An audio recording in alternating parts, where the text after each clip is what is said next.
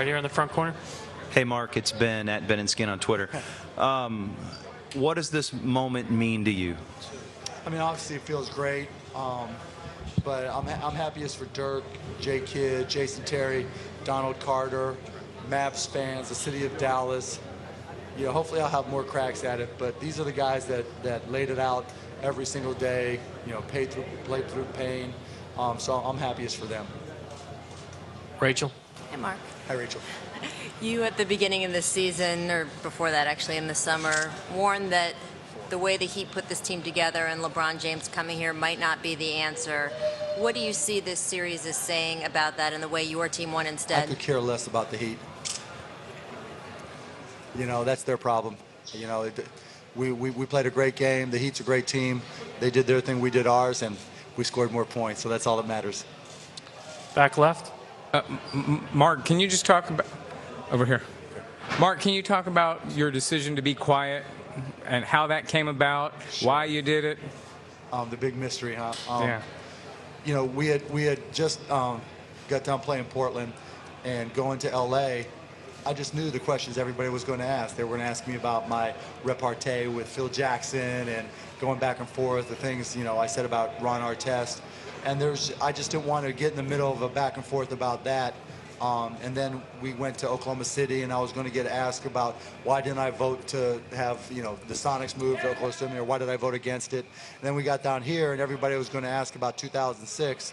It just didn't make any sense to say anything. And, you know, the quieter I got, the more games we won, so I didn't want to break the karma. So it wasn't something planned in advance. It was just, I just thought the right thing to do. Do you think there's a direct correlation? No. You really think that these guys are going to play any harder or less hard because of what I say? That's disrespecting our players. Our guys laid it out there and really put it on the line. You know, they didn't care if I was naked at every game. They were going to go out there and play as hard as they could. Tim in the front. Mark, Jason Terry's probably got the second biggest mouth in your organization, ranked only behind you. How sweet is it to see him back up all his talk during the series and really, you know, especially tonight, after everything he'd been through 5 years ago, play a huge role in slamming the door? What was special for Jet, other than the fact that he's been here so long, I mean, remember, this is the guy we brought in because we lost Steve Nash. And Steve Nash goes on to win 2 MVPs, and, I mean, he's obviously a phenomenal player. But Jet had to take all that criticism. If you'll remember, we lost that first series to Phoenix, and he really took a bunch of grief. And, you know, over multiple playoffs, the media was just killing him. He can't perform in the playoffs. He's not clutch in the playoffs. He's to this, he's to that. And, you know, he just shoved it up everybody's ass and showed them, you know what, we can play. And that's why I'm happy for Jet. Mike on the left.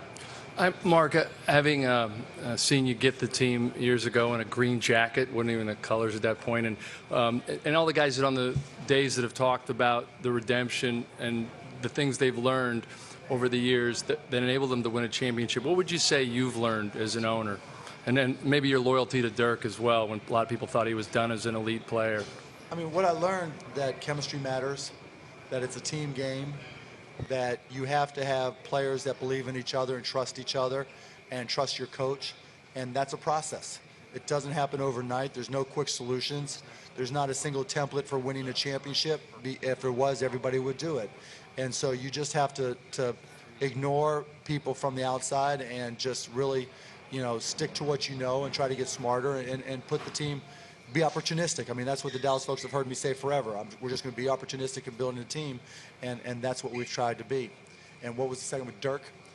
You know, it's interesting, you know, with Dirk, one of the things that I've seen over all these years is that guys who would come from other teams who played him once, twice, 4 times a year had one impression.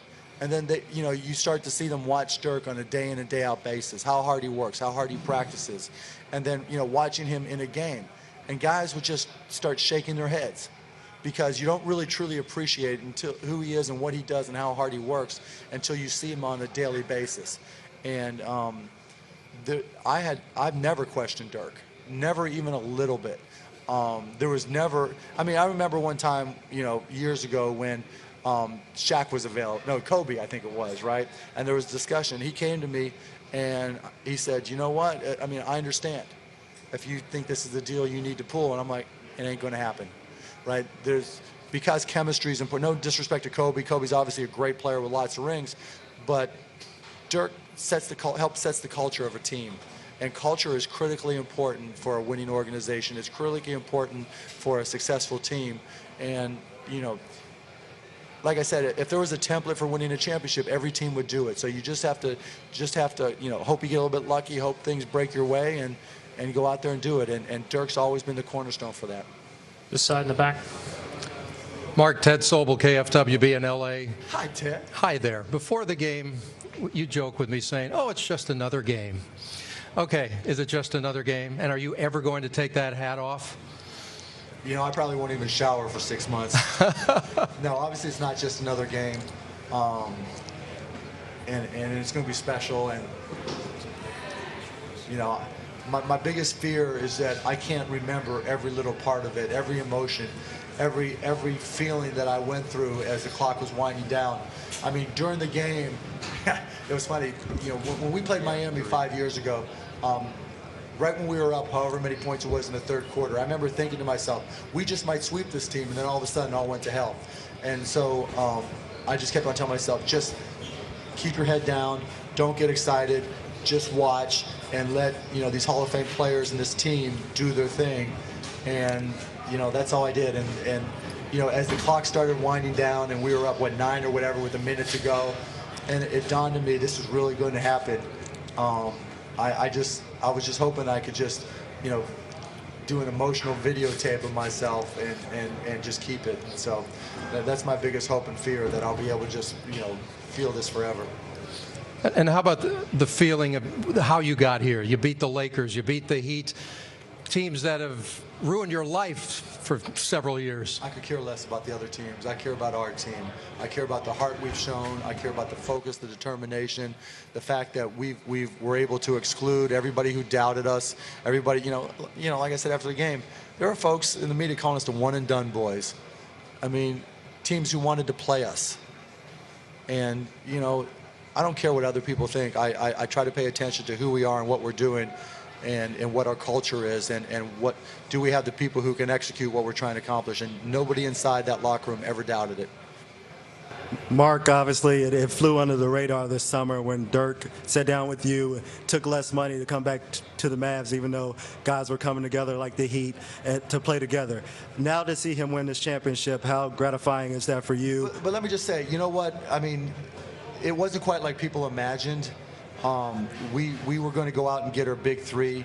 You know, Dirk did a lot of recruiting. He went out and got Brian Cardinal. He went out and got Jan Mahinmi. And, you know, he knew that was going to take. Dirk's like that. He'll take one for the team. So he took a little less money so we could afford Jan and Brian. But Mark, Where we at? right over here. Mark, on the right. There you go. Hey. My left, yeah, sorry. Dirk has taken one for the team pretty much from the beginning. He's never been given the credit of a great player. People have questioned his heart, his toughness, his game, everything about him, even in this series. When you observe that, what goes through your mind, and what do you think he changed in terms of his own perception, his own legacy, by getting this team to the top of the mountain? You know, I watched Dirk evolve from, you know, being comfortable, just fitting in, to recognizing his own talent, to learning from Michael Finley and Steve Nash, and taking lessons from them, to knowing he had to raise his game when Steve left, to recognizing this past year in particular that he had a particular job to do beyond what he did on the court. I mean, there was a point when we went up 2-0 in the Lakers game. Afterwards, everybody's really excited, and he walked into the locker room, and he quieted everybody down. He said, "Look, I've been up 2-0 and won, and I've been down up 2-0 and lost, and down 2-0 and won. This is not who we are. It's about winning a series. It's not about winning some games." And to me, that and just the vocalness he's shown on the court. You'll see him engage with guys and get mad at guys when they're not doing their job, and not have a problem with guys get mad at him. That was the next step that he took over this past year that I think that took us to the next level. Back right. Mark, Tyson Chandler, his acquisition was considered huge to the way your team plays defense, and he's a free agent coming up this year. How important of a piece do you think he is to what you accomplished tonight, and kind of what's your long-range view of trying to keep him around for years to come? I mean, TC obviously was critical. He was, right when he got there, we kind of viewed him as our quote-unquote Kevin Garnett, the guy who was going to be vocal, that was going to hold people accountable. And, I remember having conversations with him. It's okay to yell. This team has enough camaraderie and trust that, you can do those types of things. And, he kept on bringing it. He had challenges during the year with foul trouble and different things. But when it came down to crunch time, I mean, that block he got in the fourth quarter was legendary. I mean, that's a tide turner that, I'll remember forever. And Tyson Chandler, we don't get here, obviously, without Tyson Chandler. So what does it look like in terms of re-signing, and what kind of priority you put on that? Now, if you want to write the check, I'm happy to have the conversation. But, yeah, I don't get into that at all. Okay. In the center. Mark, I know tonight's been a whirlwind for you, but what's been your favorite conversation or your favorite moment that you've had in the 90 minutes since you guys have won the title? Holding my kids up on the podium, kissing my son and saying, this could be yours, and just realizing how corny that was. But, my kids are young. They're 7, 4, and almost 2, and don't fully, comprehend everything that's going on, and kissing my wife, and it's just, it was cool. I felt like Rocky going, Adrian, looking for my kids. That was special. Back left.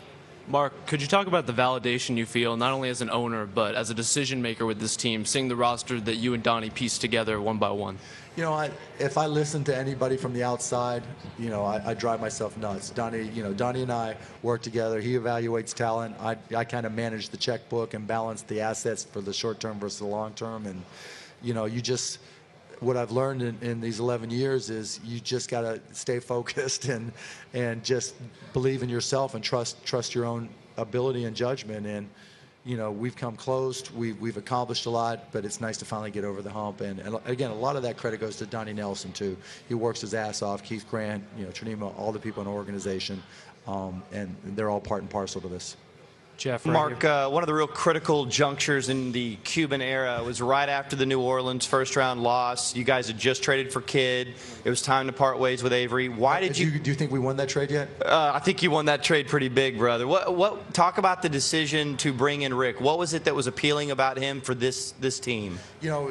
As a lot of you know, I'm very into analytics and looking at numbers and trying to use that to get whatever edge we can. And they're not the end-all, be-all, but one of the analysis we did was saying, okay, wherever there was when a player was traded or moved between teams, what coach created the most increased value for those players? So if you move from team A to team B, were you better or worse than team B? And Rick's name was at the top of the list by a mile in terms of who makes players better. And that was a big decision point. Donnie interviewing him on the X's and O's was a big decision point. Rick being very open-minded to using some of the, non-traditional things we use, like team psychologists and all those types of things, and analytics. And so you put all those things together, and even then, it takes time for all of it to gel. And I think an inflection point for us was this year, guys finally, getting to the point where they fully understood Rick's system and trusted him. And once they trusted him and bought in, then it was just a matter of learning how to better execute their system, his system. And then we just kept on getting better and better from there. And I mean, we're sitting here as world champions, and we lost Quran, and everybody, oh, you're done. Roddy was going to come in, and he was, oh, you're done. And it's a tribute to the culture, the focus, and the team. I mean, you just can't say enough. This is a team, and that goes from trainer, Casey Smith, Hack, Dion, all those guys. Everybody contributes. It's the culture of the team that has made this team successful. Last one, front left. Hey, Mark, this is Clarence Hill with Star Telegram. Hi, Clarence. Clearly, Kidd was leadership and focus was a part of why you guys came back and were strong down the stretch. Can you obviously refer to it earlier? Can you reflect back and even laugh at some of the criticism that deal? I know it was a tough decision to make, and what does he mean to this team, and how much more can he play? Some people disagree with this, but I'm a strong believer in terms of the analytics that there's a part of the game known as winning time, where players on both teams, really whatever energy they have yet left, they commit to the rest of the game to try to win. And there are very few people like Jason Kidd, who is able to impact on both sides of the ball, whether it's making the right pass, getting the guy to the right guy, or just really, extracting himself so JJ or Jed or Dirk can do their thing. And defensively, he's got phenomenal hands, and those are the types of things that don't show up in the box score. You saw it tonight, you saw it the whole series, you saw it all the playoffs, and we measure those things, and he's just off the charts. And so we love Devin as a player. There's no knock on Devin. He was an all-star, and he has every chance to be one forever and ever. But what we felt we needed at that point was someone who can manage the game and impact during winning time. And you look at how we win, how we close out games, not just in this playoff, but since Jason came over, and it's played itself out, and we're really proud of it. And I'm just so happy for Jason Kidd. You just have no idea. I mean, Jason Kidd was the reason I bought Mavs season tickets the first time. Thanks, Mark. That old. Thanks, guys. This concludes the session for the 2011 NBA Finals. Thanks, guys.